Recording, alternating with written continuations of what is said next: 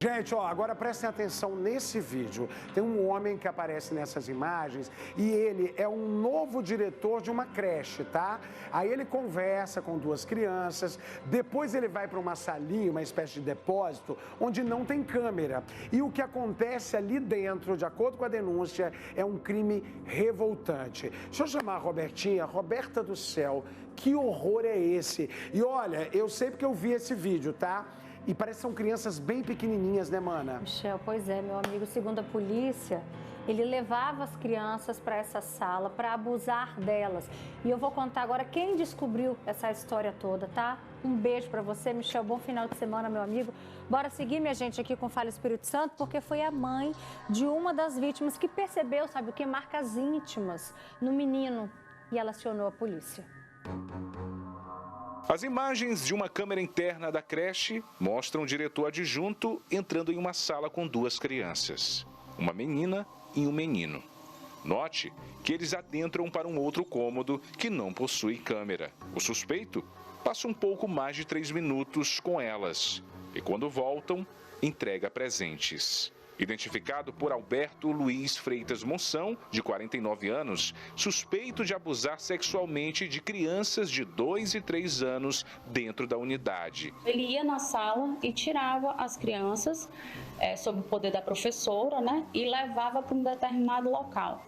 A investigação percebeu que esse local é o único local na escola que não tem câmeras. Esse depósito ele sempre foi monitorado por câmeras. Quando eles chegam lá, o primeiro ato dele foi tirar a câmera desse depósito. Alberto Luiz foi preso pela Polícia Civil do Estado do Maranhão através da Delegacia Especializada da Mulher aqui, nessa creche onde ele trabalha. Segundo a investigação, ele escolhia principalmente crianças autistas não verbais ou que falavam pouco, para dificultar a denúncia. De acordo com a delegada responsável pelo caso, Lorena Alves, as investigações começaram após a família de uma das crianças procurar a polícia, relatando que a vítima apresentava dores e sinais de possível violência. Elas são portadoras de autismo, algumas têm laudo.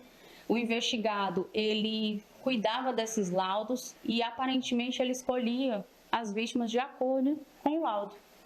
Então ele escolhia as vítimas que não falavam. 3 vítimas já foram identificadas, mas a polícia acredita que o número pode ser maior. Alberto Luiz foi encaminhado ao sistema prisional ao cumprimento de prisão preventiva. Após a prisão do diretor adjunto, familiares se revoltam e se desesperam. Revoltante, demais mesmo. Eu não tenho mais coragem de deixar minhas netas de jeito nenhum e nem deixo meu filho botar mais não, de forma alguma. A Prefeitura Municipal de Timon, por meio de nota, informa que já efetuou a exoneração do ex-diretor adjunto da creche da Vila João Reis, que se encontra preso.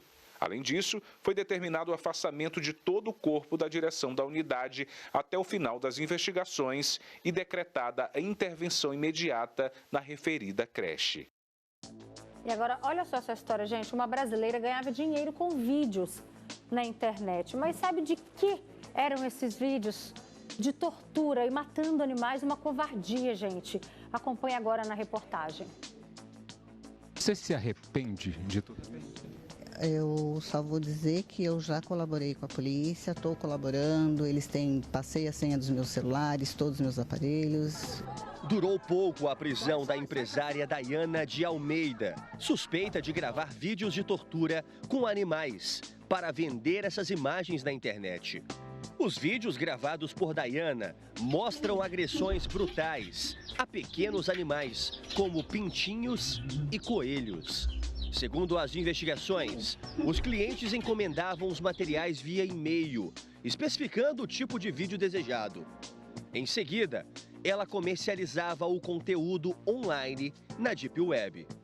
Dayana chegava a receber cerca de R$300 por cada vídeo. E foi uma ONG de proteção animal da Bulgária que alertou as autoridades brasileiras sobre os crimes cometidos por ela. Apesar da gravidade dos fatos, a mulher foi liberada pela polícia. Isso porque os animais vítimas de agressões não se enquadram na chamada Lei Sanção, legislação que prevê punições mais severas em casos de maus tratos, especificamente contra cães ou gatos. Em 2021, Dayana registrou um boletim de ocorrência, sendo vítima de estelionato. Ela teria comprado 5 pintinhos pela internet, mas não recebeu os animais. Os policiais chegaram até a casa de Dayana, ainda nas primeiras horas da manhã. Põe a mão na cabeça, põe a mão na cabeça, põe a mão na cabeça, põe a mão na cabeça. Põe a roupa, põe a roupa, põe a roupa. Polícia, é polícia. A empresária estava dormindo quando os agentes entraram. Os policiais confrontaram a empresária sobre a tatuagem dela e mostraram os vídeos criminosos. Levanta só um pouquinho aqui, só um pouquinho. Aqui, ó, só esse lado aqui. Tatuagem da senhora é a mesma, né? Tatuagem da senhora aqui. Não, eu já entendi o que o senhor está falando. Eu já entendi. Aqui é a senhora? Eu já entendi o que o senhor está falando. Na saída do prédio em que foi presa, Dayana enfrentou a fúria dos moradores da região.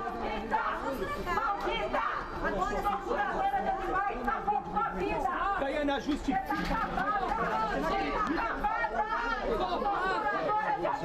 Segura, para o cabelo dela. Deixa eu abrir. Abre lá.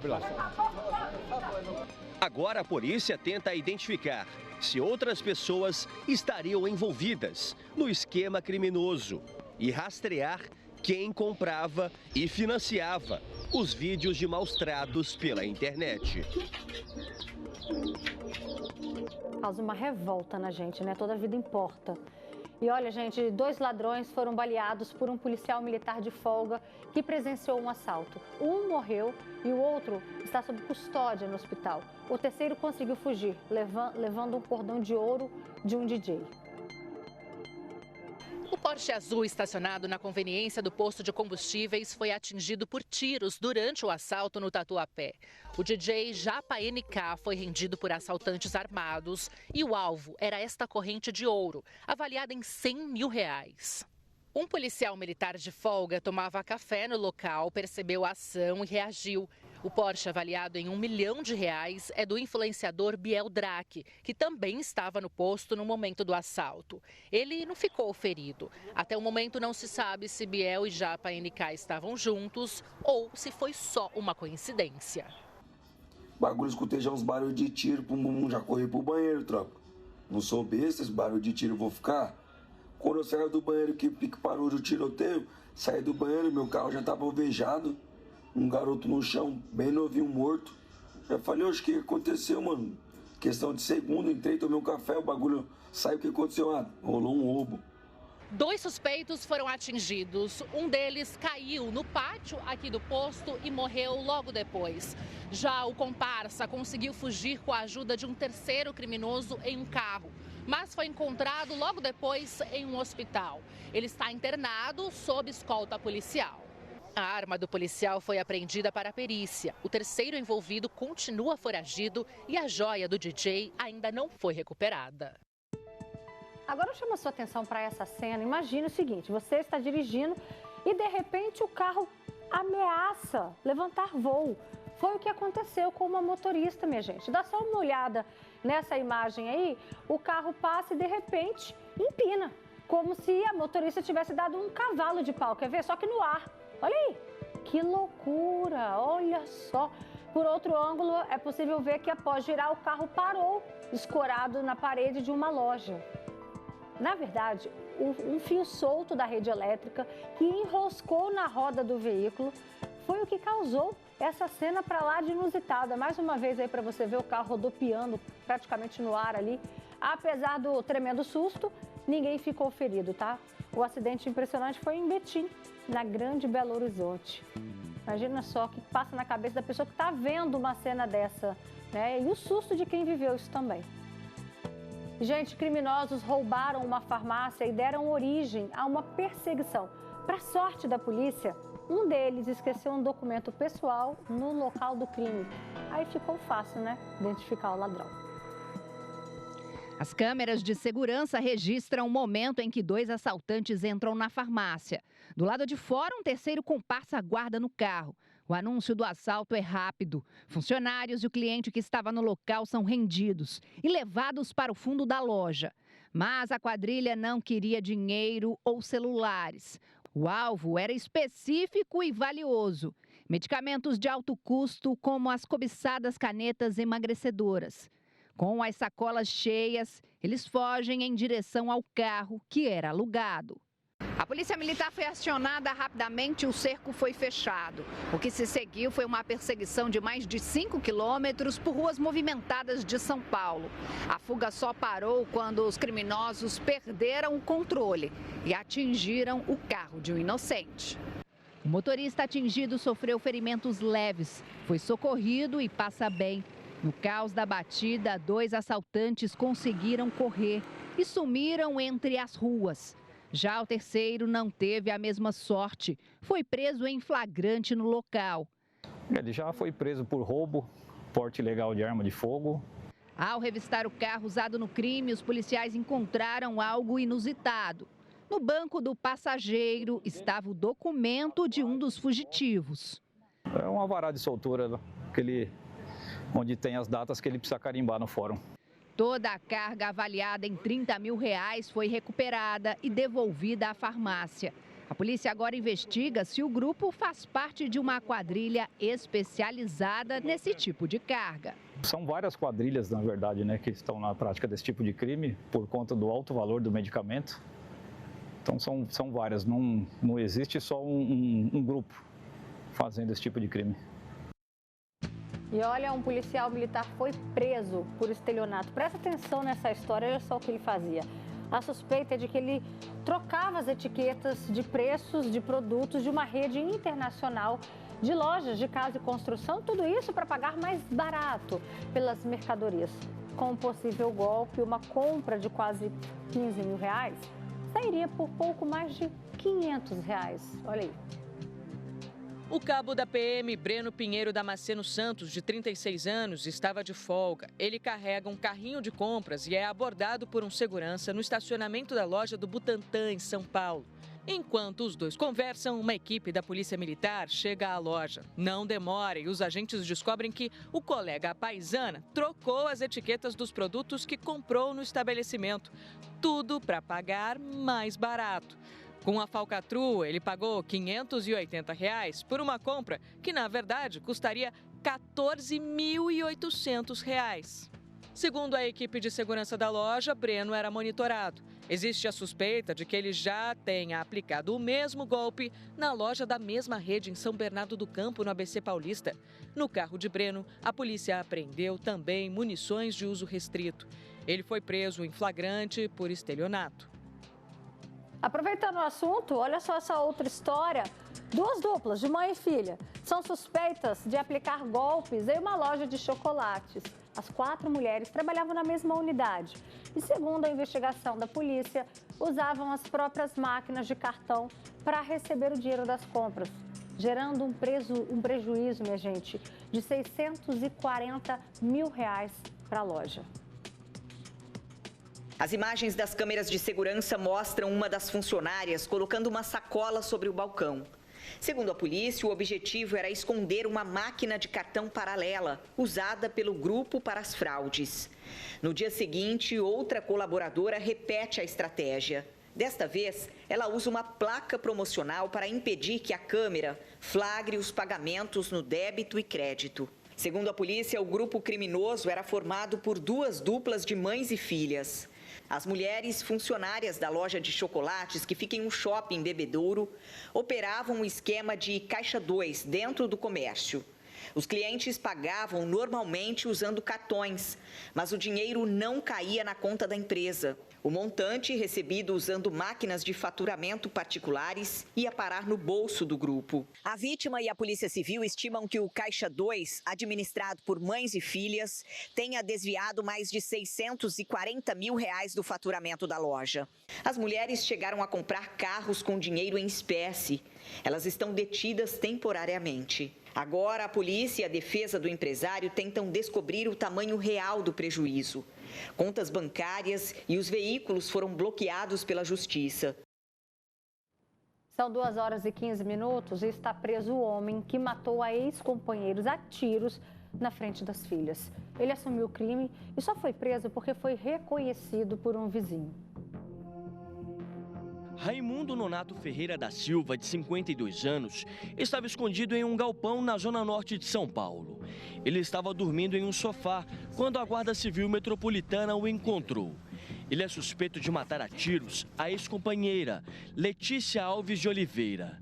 Durante a prisão, Raimundo Nonato admitiu ter matado Letícia e ainda revelou a motivação: ciúmes.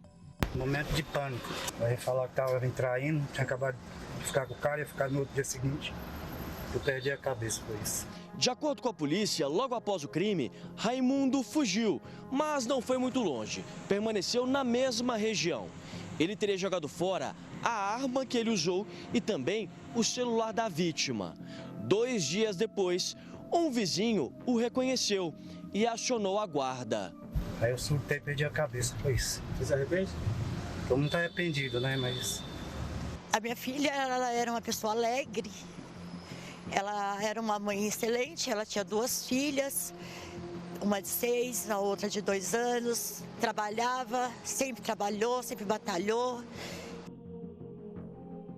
Agora a gente muda de assunto. Um motorista foi atropelado, minha gente, pela própria van. E você vai acompanhar imagens. O homem trabalha com entrega, você vai ver que ele está dentro da van branca. Ele desce do veículo para deixar a encomenda. Você vai ver ali, ó, ele tira uma foto para registrar a entrega. Ao mesmo tempo, a van começa a se mover. Quando o motorista olhou para trás, percebeu o veículo descendo desgovernado. Nessa altura ali, todo o acidente já tinha acontecido, tá? Imediatamente ele correu para tentar parar a van, só que foi tarde demais. Olha aí o momento em que ele tenta impedir o veículo, né, que está descendo ali desgovernado. Então a van passou por cima do homem e caiu em um barranco. O motorista foi socorrido com ferimentos graves. E esse acidente aconteceu em Franca, no interior de São Paulo. Mais uma vez, para você entender o que aconteceu. Ele foi entregar uma encomenda, o veículo começou a andar ali sozinho. Ele foi tentar impedir que isso acontecesse e acabou, então, sendo atropelado pelo próprio veículo de trabalho, né, pela van, e caiu ali também daquele barranco. E olha, uma dentista foi denunciada e presa por deixar pacientes com sequelas permanentes depois de procedimentos estéticos. Valéria Martins Ribeiro é dentista e não está habilitada para fazer procedimentos estéticos, segundo a Polícia Civil. A clínica onde ela atuava, em Goiânia, foi interditada pela Vigilância Sanitária. Uma das vítimas procurou a dentista para retirar excesso de pele do pescoço e teve complicações.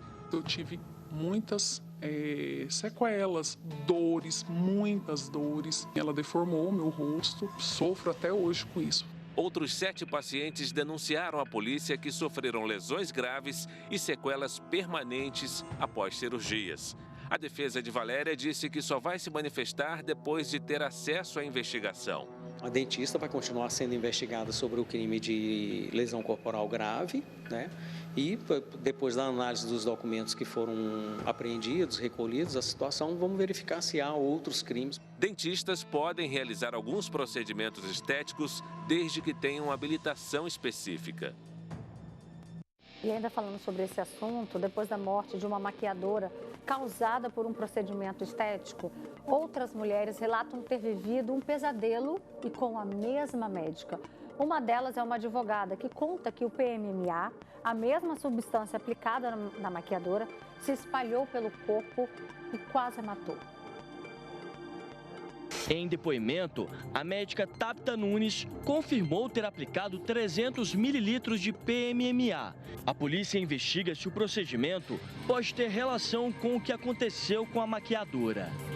A morte de Roseli levanta o debate sobre a utilização do PMMA, a substância usada para o preenchimento, para dar volume, mas é permanente e não é absorvida pelo organismo. Ele é como se fosse um plástico, um acrílico, que é depositado em tecidos do corpo para, infelizmente, fins estéticos. A Anvisa, que é o nosso órgão sanitário regulador, autoriza a produção e distribuição do PMMA, mas apenas para fins muito específicos. As sociedades brasileiras de cirurgia plástica e dermatologia não recomendam o uso das substâncias para fins estéticos. O jornalismo da Record teve acesso a outras denúncias contra a médica e também contra a clínica da qual ela é proprietária, em Goiânia. Num dos casos, Isabel Cristina, de 59 anos, morreu depois de passar pelo mesmo procedimento. A família diz que logo depois ela começou a sentir dores. E através dessa biópsia foi relatado que era algo sintético. Era algo como se fosse um plástico que estava bloqueando a artéria da minha mãe. A polícia de Goiás investiga o caso. Para a família, a morte de Isabel mudou tudo. Foi depois que ela fez o procedimento, nossa vida mudou. E agora mudou para sempre, porque agora não tem mais ela. Jéssica também passou pelo procedimento na clínica da doutora Tabita. O produto foi aplicado nos glúteos, mas, segundo ela, se espalhou pelo corpo. Quando eu fazia exame da barriga em si, né, do abdômen, já identificava o produto. E aí foi quando o médico me chamou e falou, olha, você tem que retirar, você não tem tempo mais. Se você quiser sobreviver, você tem que fazer a remoção desse produto o quanto antes. A advogada diz que sofre as consequências até hoje. Eu sou prova viva de que o PMMA mata. Eu nunca mais vou ter uma vida normal, eu nunca mais vou deixar de sentir as dores que eu sinto. Gabriela realizou outro procedimento na clínica de Tabita Nunes.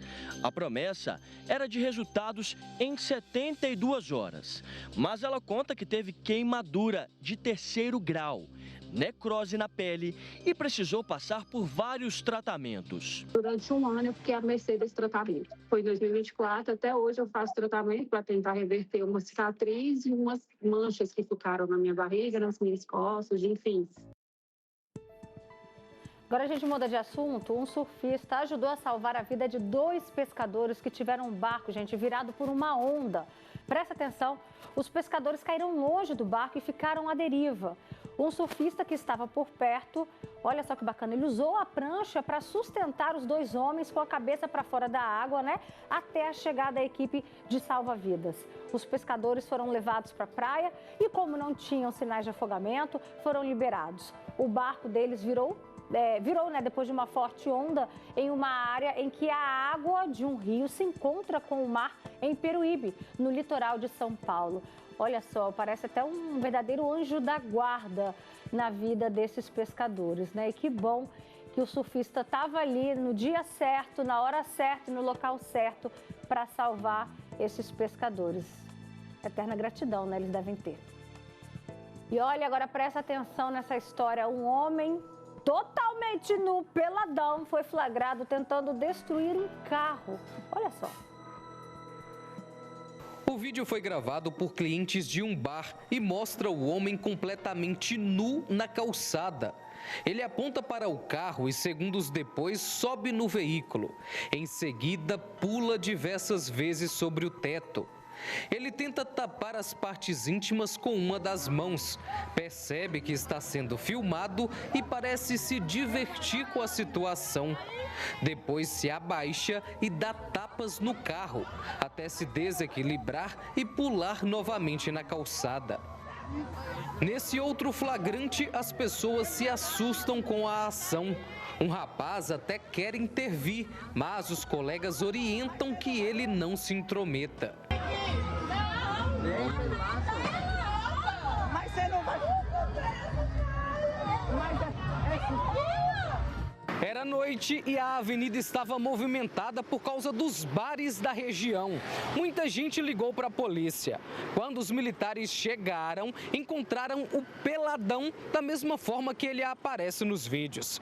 O rapaz contou que tudo começou quando foi convidado por uma mulher a entrar em um carro para namorar. Só que, segundo ele, minutos depois acabou sendo expulso por ela, que foi embora. O rapaz disse que ficou triste, arrasado e que acabou encontrando aquele carro e decidiu descontar a raiva e danificá-lo. Para ele, aquele veículo parecia o mesmo usado pela suposta pretendente. Mas, na verdade, o peladão acabou se confundindo. O dono do carro danificado estava em uma boate e foi chamado por colegas. Ele manifestou à polícia o desejo de representar contra o suspeito. O veículo ficou com vários danos no capô e no teto. Pode quebrar na porrada ali, ó. Ele tá com as polícias, mas eu vou esperar ele sair que ele vai ver. Vamos ali, vem cá. Segundo a polícia, o suspeito apresentava sinais de embriaguez, como fala desconexa, desorientação e andar cambaleante. O homem não soube informar o nome do hotel onde está hospedado. Ele foi preso em flagrante e levado para a delegacia de plantão. Segundo a Polícia Civil, o rapaz assinou um termo circunstanciado de ocorrência pelo crime de dano e foi liberado. Vem cá, são 2h26 e a gente vai ao vivo agora com a Marla Bermudes, que ela vai contar uma história absurda pra gente de uma criança que foi agredida com pau. Marla, e tem outras crianças envolvidas nessa história, é isso, minha amiga? Boa tarde. Exatamente, a manchete é essa mesmo. Um menino de 10 anos que supostamente foi agredido por outro menino da mesma idade. Você fica assim, chocado quando você vê um negócio desse, né? Ele precisou levar 8 pontos na cabeça, Robertinha. Um local extremamente delicado, poderia ter acontecido algo muito grave com ele. Graças a Deus e felizmente, a informação é de que esse menininho de 10 anos não vai precisar passar por cirurgia, mas ele ficou internado, está internado no hospital, justamente por conta dessas agressões. Temos imagens que mostram um grupo de crianças voltando para casa depois da escola. Nas imagens aparece uma dessas crianças, um menino que está com uma mochila vermelha nas costas. Ele aparece com o que parece ser um pedaço de madeira, uma ripa, um pedaço de pau. Esse menino caminha por um tempo ali junto com os outros, mas em determinado momento eles têm um desentendimento anterior a esse vídeo. E esse desentendimento desencadeia exatamente nesta violência, nesta agressão. Bom, segundo o que nós conseguimos conversar com a família da vítima, do menino que está internado, esse outro, o suposto agressor, teria, xingado a mãe do menininho. E aí ele falou, não xinga minha mãe, porque você não vai gostar que eu faça isso com a sua também. E aí eles discutiram e o menino pegou o pedaço de ripa e sentou na cabeça do outro. Olha que doideira. Ele foi socorrido, levado ao hospital, como disse para você, precisou de 8 pontos na cabeça, o que significa que abriu ali, foi um negócio assustador. A família lamenta muito o que aconteceu, a família da vítima já acionou a Polícia Civil, que está investigando esse caso. Nós procuramos a família do outro menino, do suposto menino que teria batido com a ripa na cabeça do menino de 10 anos. A gente não encontrou a família dele, mas o espaço segue aberto, Robertinha. Meu Deus, fico imaginando, crianças que eram para estar brincando, Marla, que era para estar interagindo, ok, desavença acontece em todas as idades, mas resolver dessa maneira. A criança chegou a levar, gente, 8 pontos, misericórdia, onde que a gente vai parar? Obrigada, Marla, pelas suas informações aqui com a gente. Conversa sobre esse assunto em casa, tá? Com essas crianças aí, muito importante. Agora a gente vai trazer uma outra história. Nós mostramos aqui no Fala Espírito Santo, que o sertanejo Matheus, da dupla com Cauã, se separou da mulher, depois que ela descobriu umas puladas de cerca do marido. Pois é, e aí, minha gente, vários sites de notícias de famosos especularam que os dois teriam até retomado a relação e que a mulher dele, a Paula Aires, teria decidido perdoar tudo, mas ela se pronunciou e desmentiu a notícia da volta. Em um desabafo publicado para os seguidores, a Paula disse que o casamento não foi reatado, tá, gente? E ainda explicou que existem muitas questões delicadas envolvendo os dois. Mas só que, presta atenção, as pesquisas mostram que 75% dos relacionamentos sobrevivem à traição, né? Entre os homens, a taxa de infidelidade chega a 41%. Entre as mulheres, 28%. E aí, eu abro espaço para a sua resposta. Você passaria por cima de uma traição para manter o casamento? Fala com a gente, pode se identificar ou se preferir manter o anonimato. Tá aqui o nosso número de WhatsApp, estou esperando o seu comentário que eu já quero ler logo, tá bom? Aqui no nosso estúdio eu recebo a Raiza Gonzaga. Obrigada, Raiza, pela sua participação. Obrigada, Roberta. Ela vai contar o sentimento que ela viveu há alguns anos e quem vai ajudar a gente a entender o que está por trás desse comportamento, né? E o que faz isso se replicar, o que leva a pessoa a continuar um casamento, às vezes mesmo sabendo que ela é traída. É a Monique Nogueira, psicóloga. Obrigada, amor, pela sua presença. Boa tarde, Roberta. Tá? Raiza, você entende com propriedade do sentimento da traição e do sentimento do perdão também. Conta pra gente, explica o que aconteceu. Sim, foi pós-casamento, né, alguns anos após, sofri essa traição do cônjuge e eu, no primeiro momento, a gente toma até um impacto, porque a gente não imagina que você vai passar por tudo isso, né? Uma dor sem fim, uma tristeza, é um sentimento de derrota, uma frustração para a mulher. Mas nós que temos família, né, sempre assim, em cima e tudo, a gente preza sempre pela família, pela união, Você já pelo tinha casamento. filhos? Não tinha filhos. Não tinha? Não tinha. Era início de casamento? Início de casamento. Mais ou menos quanto tempo ali? 3 anos. 3 anos. Isso. E aí foi um impacto muito grande, porque eu fiquei assim, né? Como lidar com isso? Acabei perdoando, como eu falei com você, para poder dar uma chance para o relacionamento, para o casamento e tudo mais. Chegou a passar na sua cabeça a possibilidade de não perdoar, de romper ali ou não? Não, na época eu era muito apaixonada. Muito apegada, muito carente também. Então, eu me apeguei e aceitei as desculpas logo, né? Passei por cima de tudo e fiquei com a mágoa no início e tudo, mas aí eu ergui a cabeça e continuei o relacionamento. E era a mesma coisa de antes, esse relacionamento? Não era. Muda, porque você já não tem aquela confiança, você cria insegurança, você fica com ciúme, né? Você já começa a afetar no dia a dia, você já não tem aquela credibilidade total. Então, você vai fazendo os planos, mas com aquele receio, de, meu Deus, se não der certo, né? Eu vou ter que depois andar para trás, né? Vou ter que... E aí você fica botando vários poréns, então é muito chato, é horrível. E aí não voltou a ser o que era tanto da sua parte quanto da parte dele também? Também. Eu fiz tudo que eu podia, continuei, dei chance, mas chegou um momento da vida, como eu falei com você, acabou que eu tive que romper, né? Não teve jeito mesmo. Mas no primeiro momento eu dei oportunidade e tudo, e tentei viver uma vida, só que foi só regredindo. Isso voltou a acontecer depois? Voltou a acontecer depois. Tanto é que eu não continuei mais. E eu já tinha filhos, né?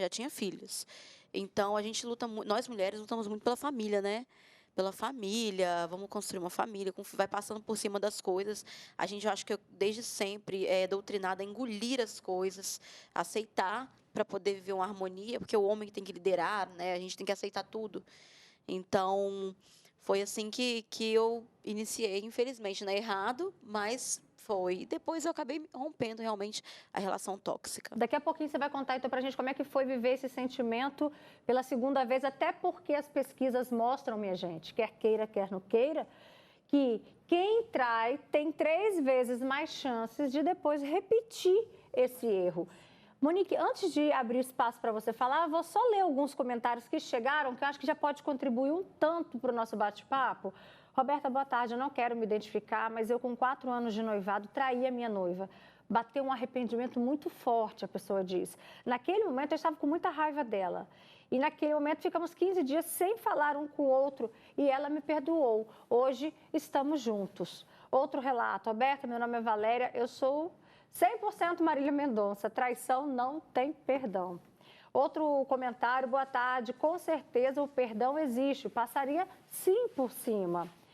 outro comentário aqui também pra gente. Se vocês puderem se identificar, talvez não com o nome, mas só pra gente saber se é a opinião mais masculina ou a opinião feminina, vai ajudar a gente aqui também, viu? Não perdoaria, meu casamento é 100% consolidado, somos parceiros. Não aceitaria uma punhalada pelas costas. Roberto, boa tarde, sou Solange de Vitória, eu não perdoaria. Traição é uma escolha. Então, se a pessoa decidiu trair, é porque já não existe mais amor. O Edmilson Prate, esposo da Eli, beijo para vocês, casal bacana de Santa Rita. Eu a perdoei e ela também me perdoou. E somos felizes. Já estamos juntos há 35 anos. Estamos acompanhando o programa. Nos mande um beijo. Esse casal aqui é muito bacana, sensacional. Está sempre contribuindo aqui com a gente nos assuntos. E seja em casa também. Obrigada, viu, gente? Vamos lá, Monique. Por que mesmo sabendo das traições, existe essa tendência, porque a pesquisa mostrou que 75%, né, acaba perdoando, aceitando a traição? Então, nós temos que levar em consideração que esses 75%, provavelmente, em maioria, são mulheres. Até pelo que você trouxe, né, de todo um contexto da sociedade que ensina, catequiza essas mulheres a estar velando pela sua família, entre outras crenças, para sustentar aquele relacionamento. Tem vários eixos que a gente tem que refletir. Né? Um deles são muitas camadas, muitas camadas e profundas, né? A questão financeira, a questão econômica, ela pesa muito. Muitas vezes uma mãe, né, com seus filhos ali, dependendo financeiramente daquele parceiro, mesmo que ele atraia, muitas vezes ela se mantém naquele relacionamento pelo bem dos seus filhos, pelo bem da família. Então, isso é um ponto importante para a gente poder refletir. E também existe a dependência emocional também, né? Mesmo assim, mesmo ele traindo, tem pessoas que falam, mas eu sou apaixonada por ele. Acho que você usou essa palavra no início, né? Você se enxergava apaixonada por ele. Dependência emocional, aquela carência de... Eu projetava nele em toda a segurança e eu falava, meu Deus, não posso viver sem. Mesmo assim, eu vou aceitar, vou engolir, vou continuar. Eu vivi isso. Agora, fala, Monique. Não, eu digo, essa é uma outra camada, e é uma camada mais profunda ainda. Eu falo que é igual a pontinha do iceberg, né? A gente está olhando o que está ali, né? Tá imergindo. E o que está abaixo são as camadas. E essa questão da dependência afetiva é uma camada muito profunda para a gente poder falar aqui. E isso, a gente sabe que acontece em qualquer classe, em qualquer idade, né? A gente vê meninas novas, que ainda tem o futuro inteiro pela frente, perdoando e, às vezes, por essa dependência emocional. Agora, essa pesquisa ainda trouxe algo que a gente precisa debater, que é sobre os padrões. Que quando a gente é criancinha, às vezes você vê em casa isso acontecendo, por que na vida adulta a gente tem chance de replicar isso, Monique? Então, trazendo de novo a metáfora do iceberg, vamos pensar que a gente está indo mais fundo ainda, uma camada mais profunda para poder tratar. Então, quando falamos de padrão, a gente está falando que o primeiro relacionamento que essa criança teve, que esse adulto, né, de hoje teve enquanto criança, foi com seus pais ou quem cuidou daquela pessoa, daquela criança ali, né?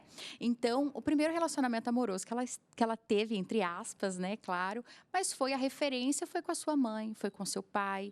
Então, o que ela aprendeu naquele relacionamento ali? O que ela aprendeu em ver os pais lidando um com o outro ali? Então, o repetir o padrão, isso é muito sério, porque é uma camada muito profunda que, quantos casos eu atendo no consultório que eu vejo as mulheres buscando de forma, tentando buscar de uma forma mais racional relacionamentos, fazendo aquele checklist, falando, não, essa pessoa tem esse traço, ok, acho que agora eu acertei. E passa alguns meses, repete o padrão de novo. Porque a gente está falando de uma camada inconsciente, que eu falo que é o nosso ponto cego, que se não há um trabalho bem feito, um trabalho profundo dentro de um processo psicoterápico, não há uma possibilidade de identificar esse ponto cego. Monique, trazendo mais detalhes para explicar detalhadamente mesmo para o pessoal de casa, é como se fosse na cabecinha da criança algo que não foi bem resolvido, então, na infância. Mas a criança não tem competência para resolver isso. E aí, como mudar esse cenário? Então, a criança ela vai apenas repetir. Até porque ela estava naquele modo, se ela vive naquele modo de sobrevivência. Se ela está numa família que é disfuncional, a tendência dela é buscar parceiros disfuncionais. Se ela teve um pai ausente, um pai negligente, ela vai buscar um parceiro ausente e negligente. Se ela teve um pai dentro de uma polaridade muito feminina, onde a mãe era provedora, ela também vai ter essa tendência de buscar um parceiro com essas condições. Então, é o ponto cego. Muitas vezes ela vai buscar racionalmente, não tem uma boa relação com aquele pai, vai buscar, não, eu quero um outro tipo de pessoa para a vida. Isso é inconsciente. É inconsciente. Vamos pensar no inconsciente nessa camada, né, que a gente não consegue enxergar mais abaixo, que existem estudos que trazem que 95% das nossas ações são geridas pelo inconsciente. Olha que loucura. E isso vale também para os homens? Também. Em relação às mães, por exemplo? Também. Então, a forma que ele foi criado, né, tanto na polaridade, hoje há uma demanda, né, muito alta da questão de homens com uma polaridade muito feminina, né, trazendo uma dificuldade muito grande de se colocar na vida, também diz dessa relação, né, dessa relação muitas vezes disfuncional com a mãe, uma ausência paternal. Então, tem uma ausência masculina. Eu vou deixar uma pergunta polêmica no ar, hein?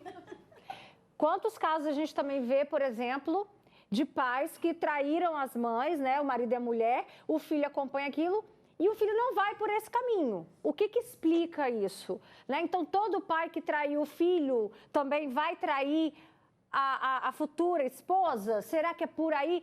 Deixei a pergunta no ar, já você responde, porque eu quero saber primeiro da Raiza, se você conseguiu identificar, houve alguma repetição desse padrão na sua família? Totalmente.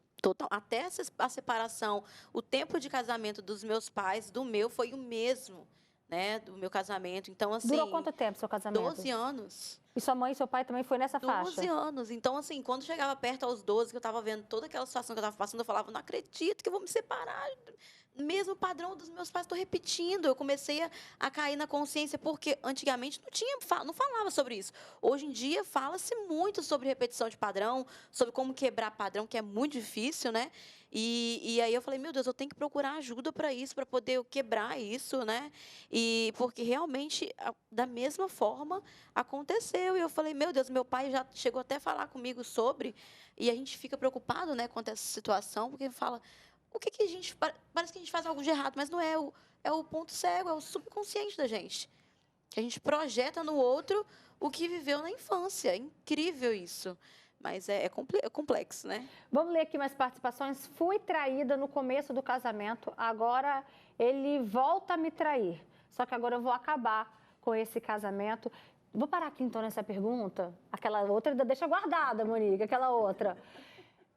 Então, a pessoa, de fato, tende a repetir, confirmando, então, essa pesquisa. Quem trai tem 3 vezes mais chances de voltar a fazer isso. Isso. E quem tem, né, um repertório em casa, ela sim tem uma tendência, né, porque é padrão, ela tem uma tendência a ir para esse mesmo caminho.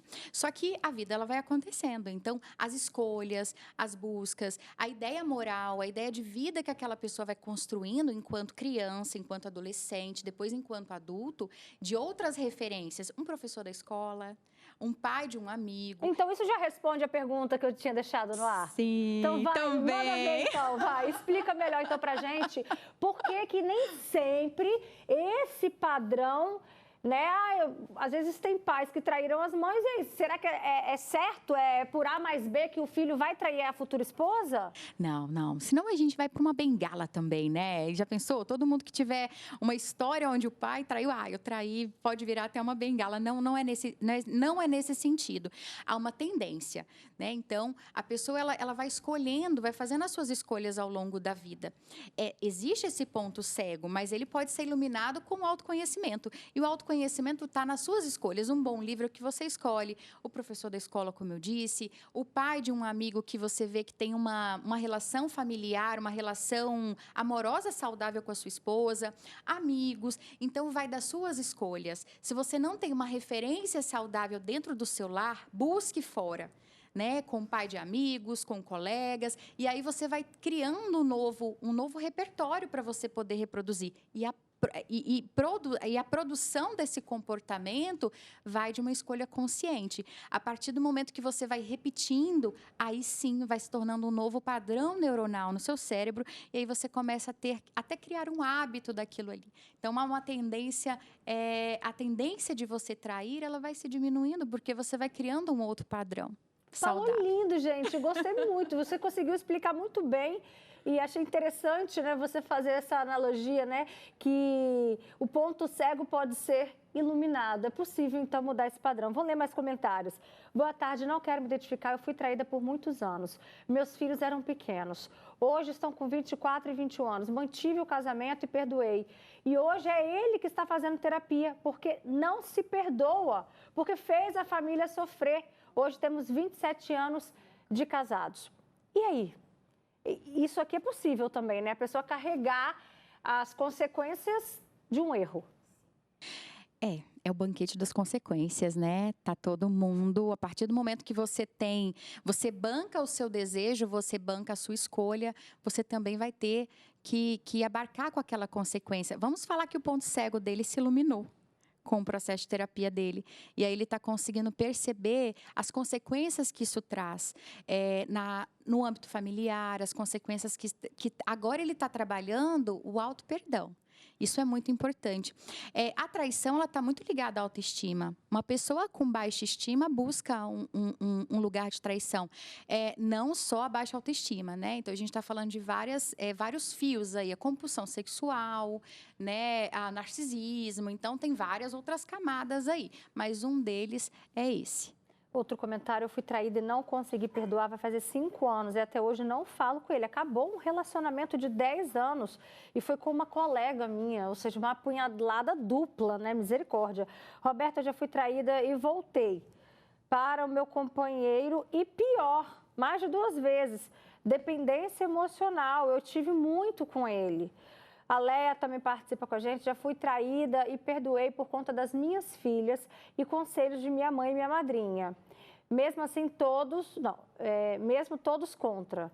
E foi a melhor decisão da minha vida. Eu fui traída e com a dor e a raiva também acabei traindo. Depois tentamos continuar, mas foi só ladeira abaixo. Roberta, eu fui casada há 18 anos e traída 17. Meu ex-marido me traiu com uma pastora, misericórdia, gente. Na época, minha filha tinha 14 anos, mandei ele embora assim que fiquei sabendo da traição, tá? A pessoa pediu até sigilo aqui, é claro que a gente vai preservar. Outro relato, não concordo com o perdão, porque vai trair de novo. E outra, acaba a confiança e nunca mais é a mesma. E tem pessoas que realmente, para alguns, isso é algo que pode ser tolerado, e para outros, não, né? Então, isso é muito individual também, né, Monique? É muito individual. A traição, tudo depende, né? Depende se é pontual. Ainda assim, pontual já é algo muito difícil para um casal superar. Mas se é algo recorrente, vamos não trabalhar o sintoma, né? O sintoma é o quê? A traição. O que está abaixo? O que faz essa pessoa tolerar? Qual ganho secundário ela está tendo para tolerar aquela relação, para estar ali? Eu falo que uma pessoa muito carente, ela está com a ansiedade, com a carência, então ela não faz boas escolhas. Eu falo que é igual você estar num deserto, com muita sede, e tomar um copo de lama achando que é aquela água mineral geladinha. Você entendeu? O copo de lama não é sobre o deserto, não é sobre o copo de lama, tá? Obrigada, Monique. Imagina, ela uma fala alegria. Com o coração, obrigada, viu? Obrigada, Raiza, também pela sua sinceridade aqui com a gente.